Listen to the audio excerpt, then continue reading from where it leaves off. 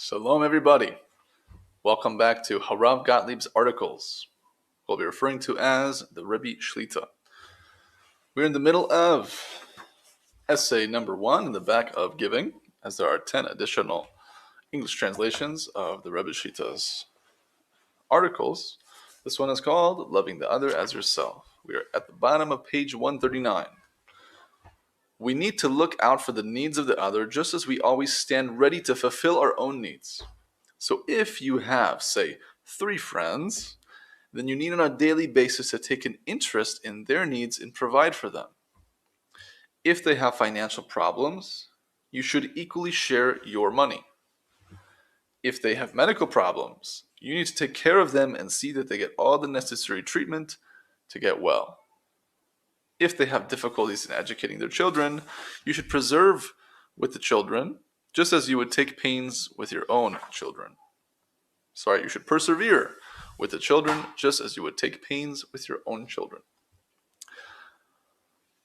But how is this possible? Asks Baba Sulam. One only has 24 hours in a day in which to earn enough for his family and take care of their various needs, as well as learn Torah, etc. And here we are dealing with minimal needs, not luxuries. How then is it possible to be burdened also with the needs of others?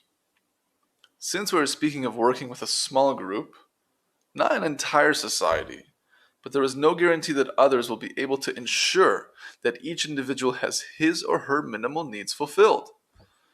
In such a situation, one should make the maximum effort to do all that one can. That is the spiritual work that each of us must do in preparation for the eventual creation of an ideal society. My ego is crying just reading that. It's such a difficult notion. I can barely care for myself, my family. How could I care for others? But this is the goal. The more we do and have the intention to reach, the more we are illuminated with the contrast of where we want to be and where we are. And all of those pains create within us a need for the Creator's help. And those are all instances of building the vessel until we come to the ultimate vessel, which on the spot, if we have a true vessel, meaning raise a true prayer from an ultimate lacking, we're answered on the spot. We get illuminated with the higher nature, being above nature, of giving to give, the level of the tzaddik, the righteous one. We'll learn more about it soon. Let's take a deeper look at the idea behind and love your fellow as yourself. When the Torah says, and love your fellow as yourself, it means that just as you look out for your own needs, so you must look out for the needs of your fellow. However, the intention is not that when you need only a bit of bread to get by, then you need to give the other fellow only a bit of bread. For when you give the other that which is the right thing for yourself, then that expresses self-love and not love of the other. Rather, loving the other requires reflecting on the qualities of the other, accepting the other as he or she is, and not making him or her fit the way you are. And it means to provide for the other's felt needs and not what you think should be the other's needs. Yeah, think about the other's needs. In short, love everyone. That doesn't mean you necessarily need to establish relationships with everyone, or you need to connect with people who are opposite in worldview to yourself and have deeper interactions with them by any means. But there is a base respect to give to all children of the Creator, surely. At least in the Beit Midrash here, despite being a Hasidic community, we have open doors. People who are completely secular, people who are of the LGBT background, doesn't matter. The Creator loves everyone. Why can't we attempt to? We mentioned in the last class the practical methods to regulate this consciousness of giving, this consciousness of the greatness of others, in thought, speech, and action. Thinking of the others in a very exaggerated way as being amazing, the greatest of the generation, which in essence is true because no one knows what the essence of the other person truly is, being an infinite soul.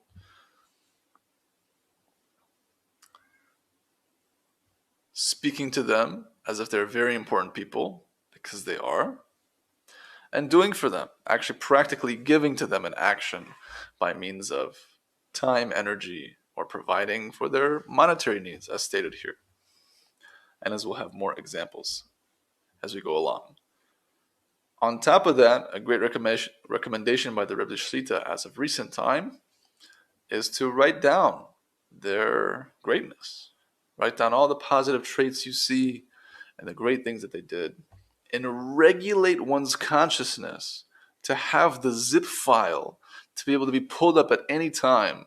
So when you see said individual, boom, pull up the file and say, this person is XYZ in goodness, not negative thoughts. And if something negative comes and one is attempting somehow, some way to judge the other person unfavorably, so they have the tool of this zip file. They've already regulated their consciousness to combat and deflect the negative thought and bring up the positive. To continue, in general, our sages said, just as their countenances are unique, so their mindsets are unique. From Midrash Tanchuma, Pinchas 10. We see from this that no two people have the same needs.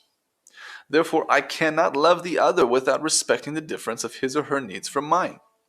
And it is those needs that I must fulfill. For example, if matters regarding food don't interest me at all, but to the other person this is significant, then I must take the trouble to learn what the other person really likes and how much is needed so that I can truly fulfill his or her needs. In short, the point is not that I must provide for the other those things that I provide for myself. Rather, just as I provide for whatever needs I have, similarly, I must provide for whatever needs the other has. Our sages gave an extreme example for this. If a man lost his fortune and was accustomed to having a servant run before him, then I must supply him with this foolish thing. If necessary, I should even run before him myself. When I consider the matter, it seems stupid and worthless. But nevertheless, if such a person lost his fortune and was used to this sort of servant as a minimum necessity, I am obligated from the principles of and love your fellow as yourself to provide him with this, even though I have no appetite for this strange desire. And not just to provide for him externally, but also to empathize with his psychological needs and to respect them. Parentheses here, the translator adds, however, if a person's needs are perverted as defined by the Torah due to stress, mental illness, or the like, then we need to help to heal him or her rather than support the perversion. That should go without saying, but at the same time we need to clarify such matters. Everything must be in the confines, the definitions of the Torah and the mitzvot, as they were given over by the Creator himself.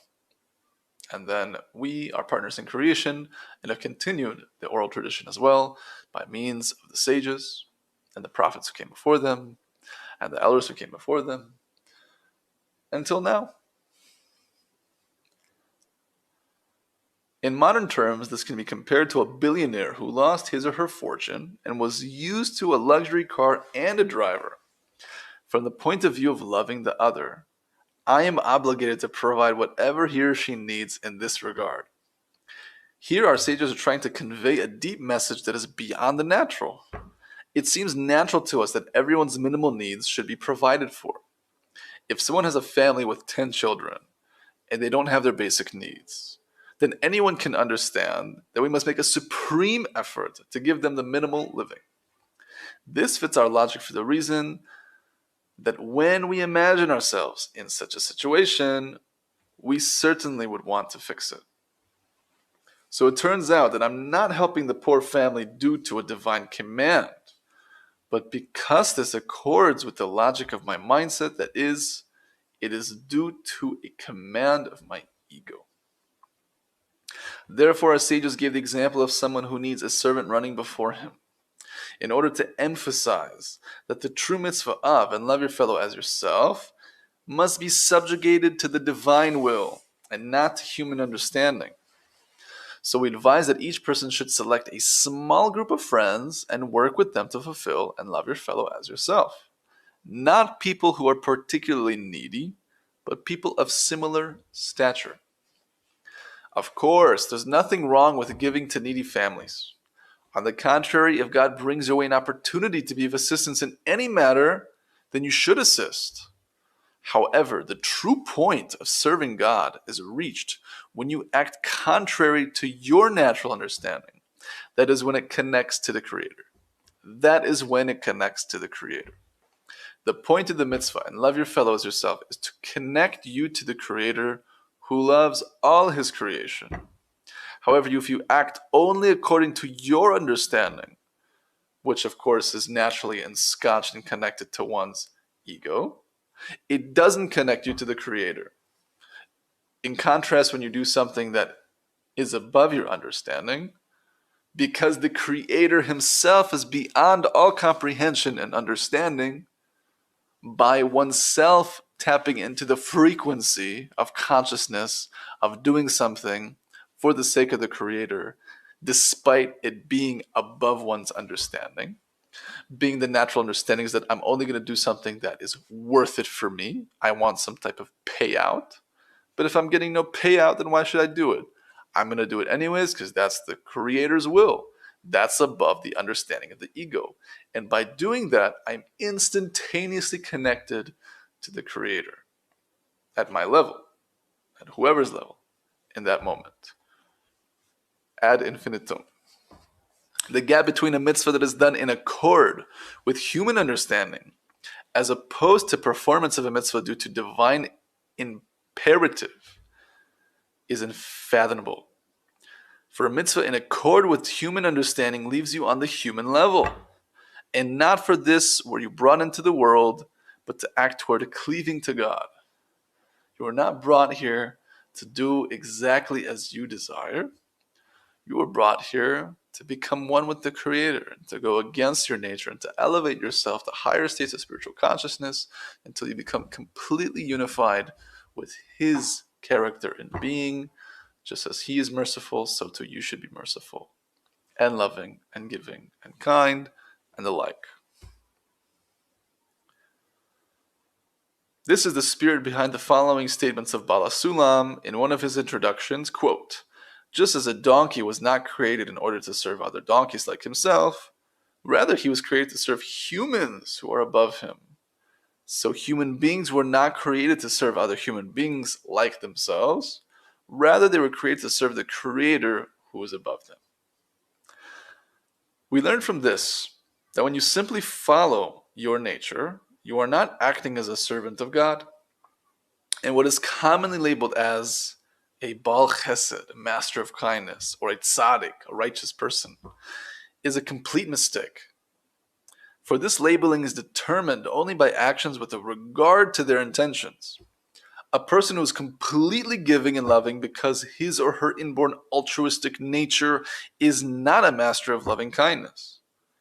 Instead, just as a monkey climbs trees, so the person is doing what his or her nature necessitates. Only when your rational understanding is opposed to performing a mitzvah, and you nevertheless force yourself to do it, for the reason that this is the divine will, only then can you be perceived as one who is connecting to the Creator. Most people do not understand this at all, for they do not sense a lack of and a longing for a closeness to God. So it's enough for them to have as their goal the creation of a human society based on rationale, ethical principles. However, experience has taught us that when this is the goal, we lack the motivation to fully attain it.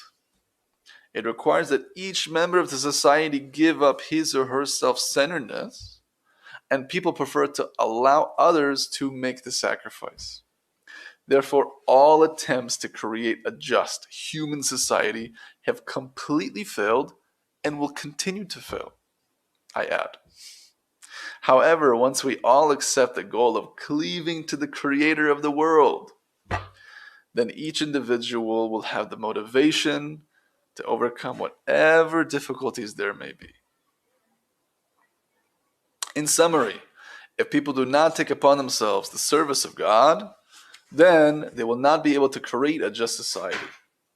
And B, they will not draw near to the essential goal, which is attachment to the Creator of the world. And we're left with a short section. They'll be finishing this essay next time. It's an amazing essay. It's a great short version of Matan Torah in itself, but Matan Torah goes into a lot more details and dynamics of our inner processes. And if you haven't checked out the classes yet, check out the playlist. Tov, thank you so much for joining us. Please spread the word. Till next time.